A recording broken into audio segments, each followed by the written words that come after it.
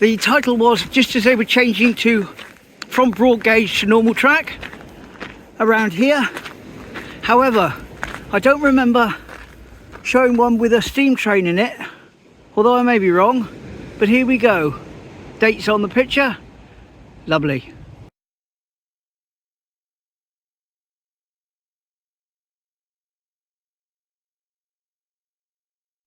So like I say, I can remember a similar one because of the guy in the far right wearing the hat. Someone asked if it was Brunel, but there seems to be two of them now in this picture instead of the one. And like I say, I can't remember if there was a train in the other. But if you have seen this before, ever so sorry. If you haven't, lovely jubbly.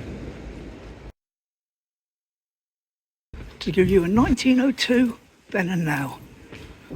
Just over there, looking back in the other direction. I'll line it up, but it's basically a steam train coming through in 1902. Notice beneath the lintel, next to the bridge here, different sort of brickwork. That's where they bricked up the old exit from the goods yard, which will be seen unbricked in the next photo. Here we go, roughly here, steam train 1902. Lovely.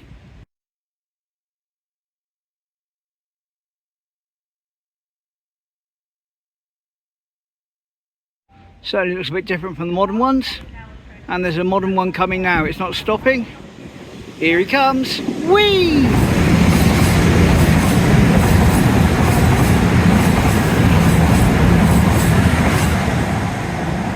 The new and the old. Lovely. Let's get on to this then and now. Okay, taking about here, 1894 now. Not quite sure what they're up to, possibly the broad gauge being changed. And where in the picture current day you can see the church up ahead, although the other one's slightly different angle, you can see the top of Alberta Mansions. You can just about make it out, which was a big building that was demolished. I've done a video on that. If you search Alberta Mansions, you should find that, a lot of then and nows of it. Anyway, here we go.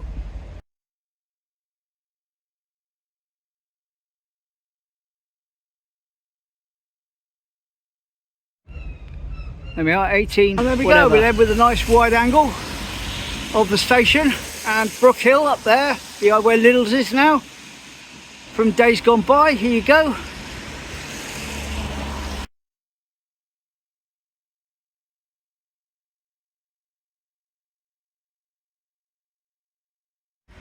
And with that, I'm heading up home now. So we'll do it now. Here we go. Not exactly the same, but you can see the top of the bridge across. I think that's sort of in this picture. Here we go, around here, this end of the station, back in wherever.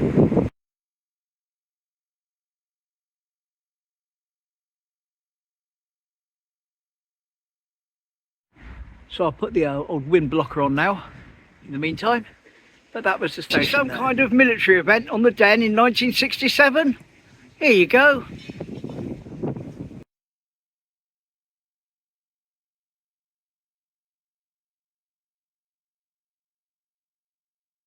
Here's another similar shot from the same event.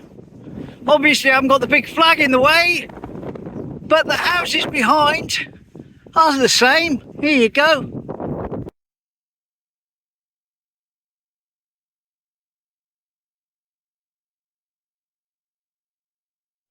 And those two pictures taken here in 1967 are actually from a newspaper clipping, so I'll show you the proper newspaper clipping.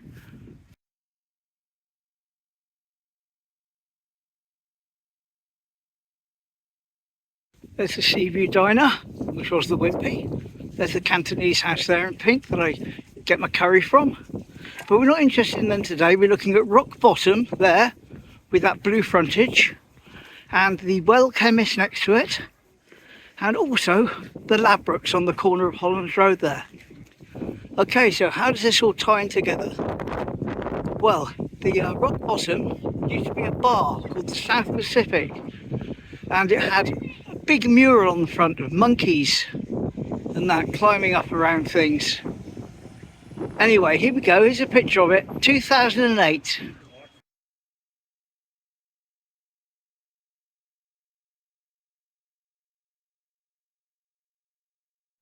So that was it there in 2008. as it used to look. I never ever went in there, ever. Not even as a small child, just never went in. I did go in the Regent Cafe though, a lot. Yes, and when I was a small child I seem to remember that they were somehow connected, the two buildings, and I was told that not to go through the doors at the end because that would take me into a bar, but that might be a false memory, I'm not sure. Anyway, here's a close-up of the Regency Cafe.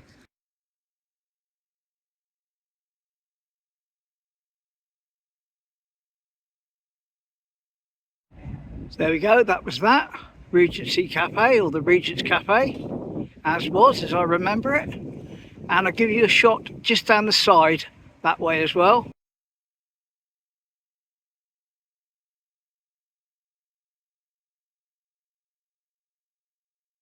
There we go, that's it with the signs that say cafe, coach drivers welcome, lovely. And finally, the other day we were doing then and now with this Raise the Bar Fitness when it was a Coral Reef gift shop. Well, before it was a Coral Reef gift shop, it was Radfords, and you can just make out the sign over the top there. And Radfords ran along the entire length.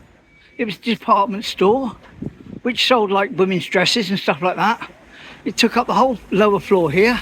I don't know if it was upstairs as well, I don't have that information. However, so let me go line something up. This corner here, this curved corner at the Well Pharmacy / Regent Cafe, is the corner that Norman pops his head around at the start of the bus sequence.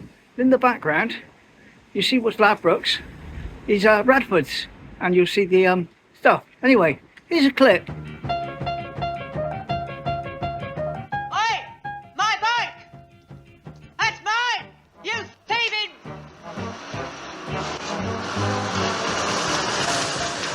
So there we go, that was there, that was Radfords. This area here, that little clip from the Norman film. And we've got a little market on. The toilets, never reopened. Such a shame. Okay, so keep an eye on the circular thing at the top of the toilets. And we'll show you a picture when you had the town hall and market there. Here you go.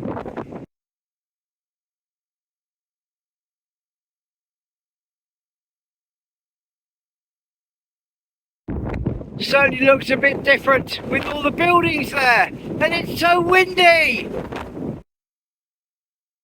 Right, now provided you can hear me over the wind, I wanted to talk about the bomb, or the mine as we call it. The bomb, the mine. Here we are, up here on the seafront. A little bit of history about it. Now, disclaimer, right, about 75% of what I'm about to say is absolutely guaranteed to be true. At the same time though, some of it, 25% maybe, is based upon my own personal memories, so maybe time confused. But of course I remember being brought down here by my dad and sitting on that plate, or a plate like that, we'll do that in a minute, which we'll look at there. Can't really see it, so I can't really see what I'm filming, but it says like we're Berry Head and Jersey, and there we go, there's Land's End. Is that it there? I can't see. No, I can't see. Anyway, point being, there used to be 3 of these, okay? And they were located, one was located here, one was located at the other end of the seafront up by the lighthouse, and the other one lived at the very top of the Ness. Now, here's what happened. This is a bit that I'm not 100% on, but I'm going to give it roughly as best I can. So, the one that was up there at the other end, right, got moved down to here, okay? And the one that was on the Ness replaced the one that was up there. And the one that was here had been repaired and repaired and repaired and are falling apart.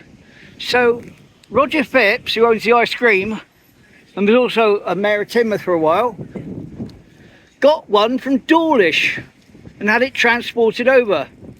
Here's the little clip from the newspaper about it.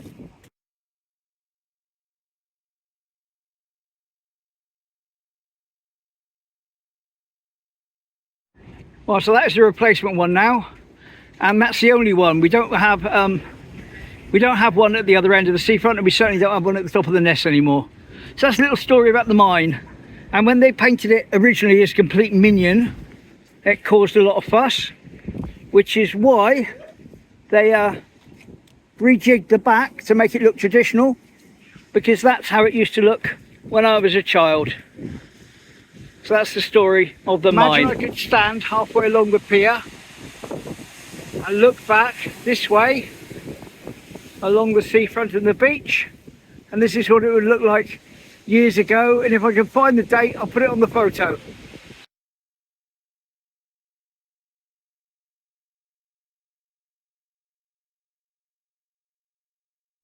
Yeah, quite a nice one that. Quite a nice one. Nice and clear. Excellent.